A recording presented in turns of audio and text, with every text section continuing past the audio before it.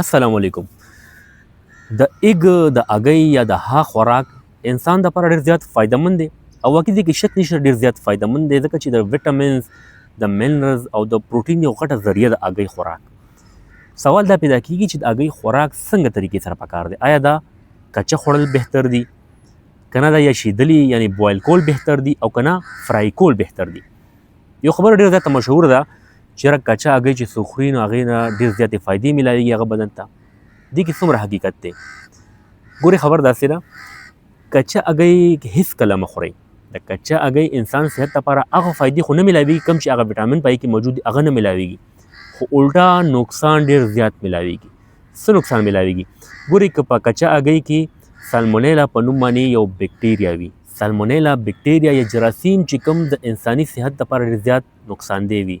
یو خو دا نقصان دی چې د دې په خوراک یعنی دا جراثیم چې معدې ته لاړ شي نو دست ورسره راځي، هیزه ورسره راځي، خېټه ورسره خرابېږي، الټۍ ورسره لګي او بدن کې انفیکشن راځي. دغسې چیست انفیکشن هم ورسره راتلی شي، تروټ انفیکشن ورسره هم راتلی شي.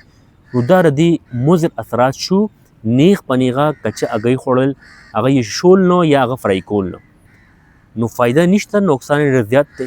هیزه ډېر یو خطرناک مرض دی کوم چې انسان په لږ ټایم کې ډېر زیات خرابولی شي، یعنی الله مکه د مرګ خولې ته رسول دي. نو کوشش کوئ چې کچه هګۍ یو حال کې مه خورئ. دویم د دې نقصان دا دی چې په کچه هګۍ کې یو ماده ده چې اویډن ورته وایي، هغې په خوراک باندې هغه ستاسو ویښته کمزوري کوي او سکین مو هم خرابوي. یعنی سرمن دپاره د مخ سرمن د بدن ټول سرمن د هغې بیمارۍ پیدا کولی شي، د ویښتو کمزورتیا ورسره راتلی شي، د ویښتو مسلې ورسره راتلی شي. نو دا دو نقصانات شو د کچه هګۍ د خوراک. بل چې تاسو کچه هګۍ خورئ نو دې کې کوم پروټین دي هغه ستاسو بدن کې نه جذب کېږي، یا دې کې چې کوم ویټامینز دي کوم دپاره چې هګۍ خوراک مشهور دی هغه کله هم ستاسو بدن کې جذب کېږي نه، ځکه چې کچه حالت کې وي، یعنی صحیح حالت کې ستاسو بدن ته هغه منتقل نشي. بل کچه هګۍ خوراک چې کوم دی هغه ستاسو کولیسټرول های کولی شي، یعنی کولیسټرول چې ستاسو های نو سره د زړه مسله هم راتلی شي، د های بي پي مسله هم راتلی شي، نورې مسلې ورسره ډېرې زیاتې راځي کولیسټرول سره. نو چې تاسو کچه هګۍ خورئ نو کولیسټرول به مو های کېږي ورسره. حاصل دا دی چې د کچه هګۍ خوراک انسان دپاره مفید نه دی. که څه لږ شان مفید وي خو د هغې اپوزیټ د هغې الټه دومره نقصانات دي چې هغه فایدې کمې پاتې شي.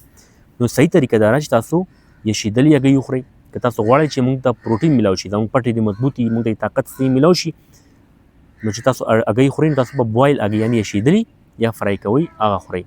که تاسو غواړئ چې موږ ته چې کوم ویټامینز دي هغه صحیح طریقې سره میلاو شي، زموږ بدن کې جذب شي، نو تاسو به یا شیدلې هګۍ خورئ یا به فرای هګۍ خورئ.